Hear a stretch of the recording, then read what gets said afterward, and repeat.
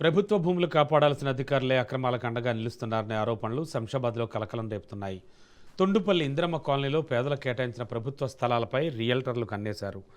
Survey number 123లో ఉన్న 180 ప్లాట్లలో ఇప్పటికే 24 ప్లాట్ల అక్రమార్కుల చేతుల్లోకి వెళ్ళినట్లు స్థానికులు ఆరోపిస్తున్నారు.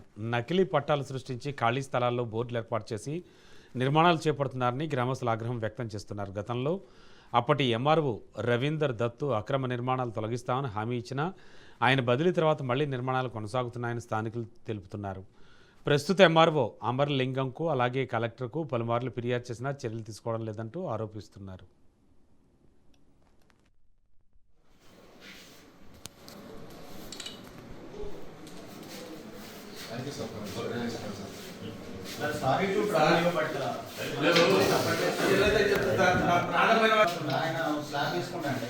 అసలు గవర్నమెంట్కి ఏం పిలిపిస్తున్నాడు, అధికారులకు ఏం పిలిపిస్తున్నాడు?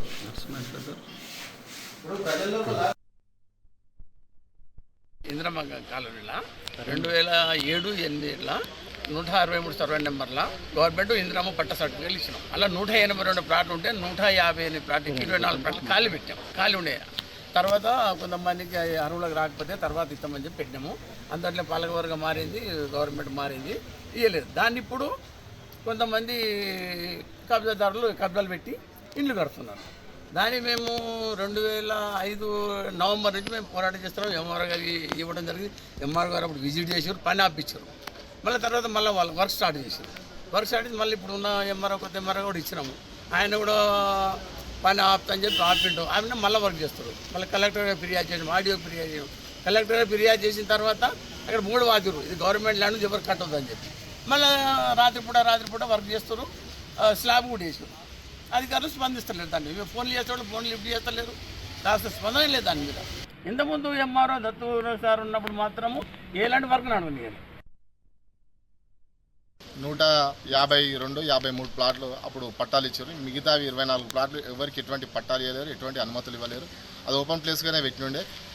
ఓపెన్ ప్లేస్గా పెడితే ఎవరికి పట్టాలు ఇవ్వకుండా నిరుపేదలకి గుర్తించి అవి పట్టాలు ఇద్దామని చెప్పేసి ప్రభుత్వం ఏం చేసిందంటే అప్పుడున్న ఎంఆర్ఓ గారు కానీ వాళ్ళందరూ ఆపిపెట్టారు. ఈరోజు ఏం చేస్తారంటే వీటిని కబ్జాకి పాల్పడడం జరుగుతుంది. మేము గత ఎంఆర్ఓ ఉన్నప్పుడు పోయిన ఎంఆర్ఓ ఉన్నప్పుడు రవీందర్ దత్ గారు సార్ ఇట్లా గవర్నమెంట్ ల్యాండ్ని ఇట్లా కబ్జా చేస్తారు, ఈ ప్లాట్లకు మాకు సెక్యూరిటీ లేదు సార్, ఇట్లా కబ్జా చేస్తారు ఎవరంటే వాళ్ళు దీనికి పని ఆపాలి సార్, ఇక్కడ కన్స్ట్రక్షన్ చేస్తారు ఈ గవర్నమెంట్ ల్యాండ్లో, వాళ్ళు నిజమైన అర్హులు గారు, వాళ్ళకి పట్టాలు గిట్ల లేవు, ఇవన్నీ ఫేక్ పట్టాలు అని చెప్పి మేము చెప్పినాం.